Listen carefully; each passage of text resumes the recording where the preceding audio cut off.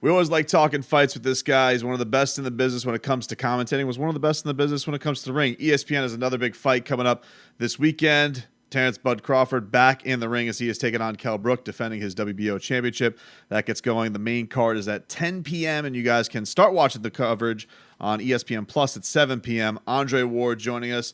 Andre Ward, where do you put Terence Crawford as far as baddest men on the planet? Where does he rank in your mind as far as pound for pound best?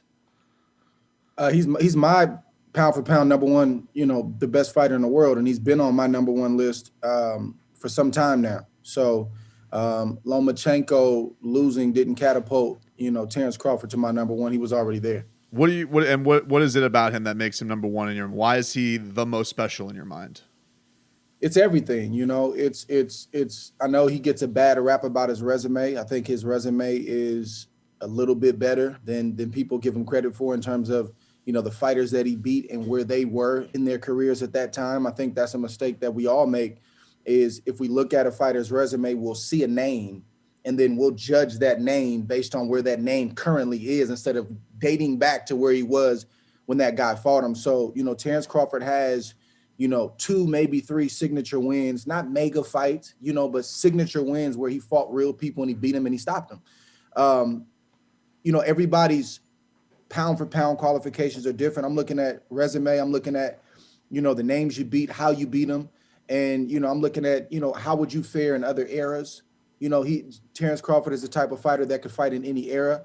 And once again, I'm not just looking at the fact that he's winning, but how he's winning. So I think he's asserted his dominance. He does need, I think he needs that big name, that Errol Spence, Manny Pacquiao type of name, just to kind of quiet some of the noise and to solidify his legacy. But up to this point, he's done everything that was asked of him. Well, before we get to who he could go on to, Kell Brook, I mean, his only 2 losses are to two absolute monsters in Errol Spence and Gennady Golovkin. What kind of a shot do you give Kell in this matchup? Listen, I don't think he's going to win this fight. It's boxing, though. Crazier things have happened. But I think it's going to be very, very interesting, especially early on, the first 3-4 rounds.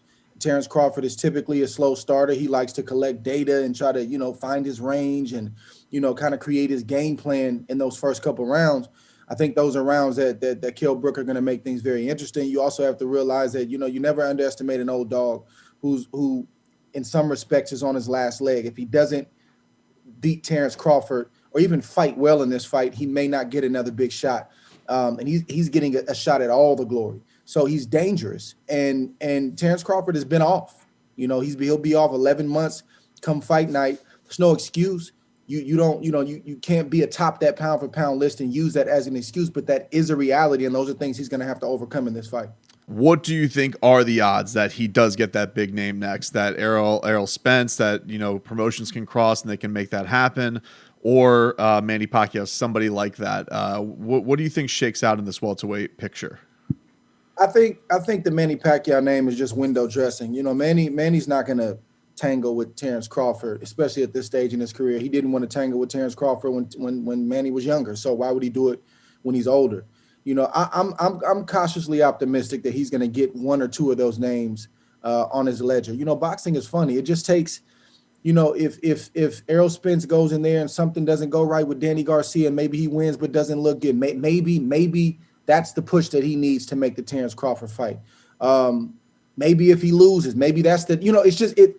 There's a multitude of things that can happen that can propel or push a fight to happen. I think if things stay the same right now, I don't think Terence is going to get Errol Spence anytime soon. I mean, some might not like it, but they have a good plan. He's saying, listen, I got all the other welterweights on my side, on the PBC side. I'm going to build up my resume, build up my legacy. And then when we fight in a year or two, maybe 2.5 years, I'll be the A side and I'll be the top dog and I'll get the lion's share of the money. So you can't really knock him for that.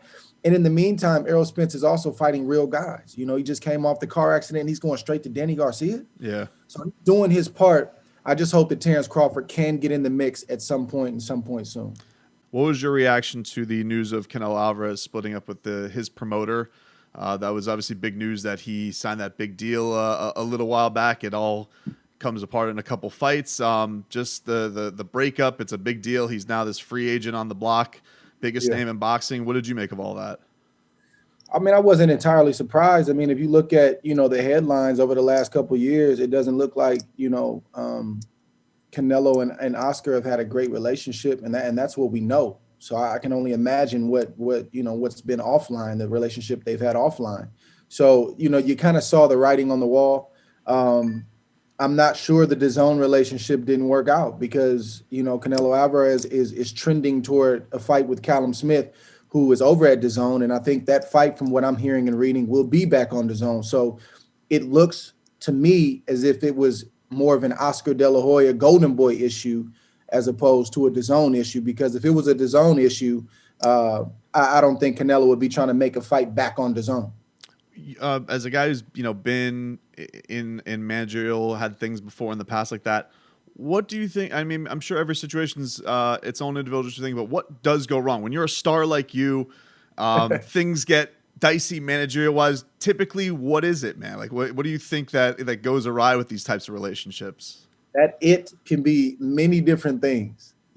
Sometimes it is a fighter who has been treated well by a managerial, company or a manager or a promotional company, and the grass seems greener on some other side, and they want to try to break the agreement to get over there. Oftentimes, it's a real issue. Either there's been some revelation about money that should have been given to the fighter that wasn't.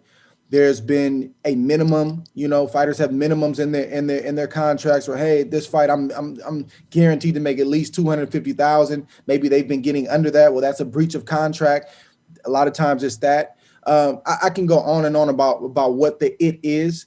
But I've always been a fan of, fighters, fighting for themselves. I'm not a litigious person.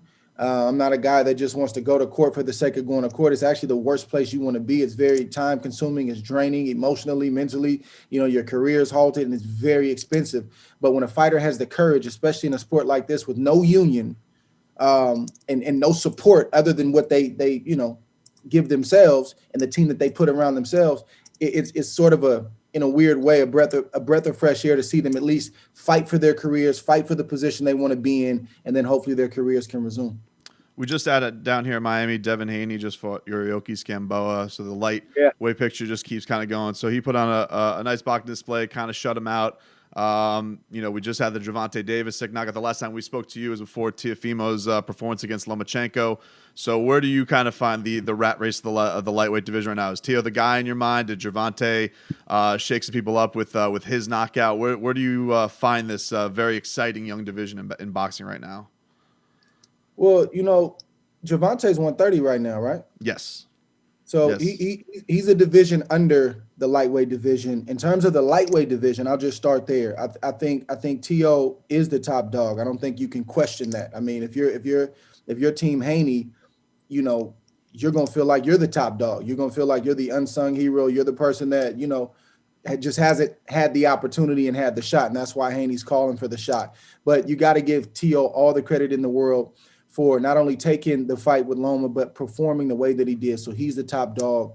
That's the end of discussion. I would like to see those fighters fight, sooner rather than later. But I also would understand if they wanted it to marinate a little bit and build up a little bit and maybe get some more buzz. It's going to be interesting to see what Teo does next. In terms of Gervonta, Gervonta is a guy who doesn't mind getting hit to land that home run shot. He knows he possesses it. It's a gift. It's a natural blessing that he's been given from birth. He's always been able to punch. And when you have that ability, you don't mind, once again, giving up some punches and making things exciting because you only need one. And he saw that against Leo Santa Cruz. Leo was fighting a good fight until he wasn't. So it's going to be interesting once again what Gervonta does. And it's hard. I can't give you an answer because it's hard in this climate, in this day and age, to know how fighters are going to move. It's a lot of activity on social media, but that doesn't always translate to a contract getting signed. Yeah, well, as far as Gervonta is concerned, that performance against Leo, he did take some shots. Do you think that when he does move up, which people assume he is going to move up to lightweight for good, do you think that the power carries? Do you think that he can afford taking those types of shots from a guy who's not even coming up to fight him at 130? I do think the power will carry. You don't know. Time will tell. You just have to see. Sometimes you assume it will, and then that same fighter who's getting all these knockouts hits a guy that's 5 pounds heavier, and they don't move the way the smaller guys did. But I'm assuming that it will. I think the power will move up. It's a tough thing because you just don't know how these things are going to play out. You just don't know what matchups are going to be made. But I will say this about Gervonta. I'm never a fan of a fighter getting hit or giving up free shots. That's just not the way I was taught. And I know that, again, that style works until it doesn't. And those shots can stick with you when your career is all said and done. But that's who he is. Gervonta can box, but he would rather look for a knockout. And that's why people love him, and that's why he's got the buzz right now. Before we get you out of here, the last time we spoke to you, there was still drama going on between Tyson Fury and Deontay Wilder. Never-ending drama. It never ends. But Deontay has come out with the allegations and whatnot. What do you make of that? Deontay's call out of all the shenanigans, the spiking of the drink, all the what people have done excuses as to why he lost, and do you think that helps him get Tyson Fury back in the ring? Do you think it's just him blowing off steam? What do you make of all of it? I mean, I think the best way to blow off steam is to fight. If you have an issue or you feel like there was some wrongdoing, the best way to deal with that is to fight. Is to lace up the gloves and go handle it and go deal with it. And then and not to mention how much money you're gonna make if there's a third fight. In terms of his allegations, listen, I'm all for fighter safety. I'm for, trying to do things the right way because oftentimes in boxing, things aren't done the right way. But the claims are indefensible unless you have some facts. If you don't have, I'm not talking about social media buzz and guys circling Tyson Fury's glove and they're wondering why, skin is showing underneath the wrap. Well, skin is showing underneath the wrap because when you get your hands wrapped, you cut out a big chunk of your hand wrap so your hands can breathe a little bit. It's a common practice. Don't show me a dented glove. If you don't have facts, if you don't have something tangible that you can point to, then those kind of claims are indefensible. And then there's so many of them. Which one do you hinge on? Do you look at the suit? Is it Mark Breland? Was something removed from the glove or something put in the glove? Which one is it? So there's too many to keep up with, and there's no hardcore proof or facts with that. When you go into an arena, as soon as you step into that locker room, you have a commissioner trailing you. When you go to the bathroom, right? You have a commissioner trailing you to the bathroom.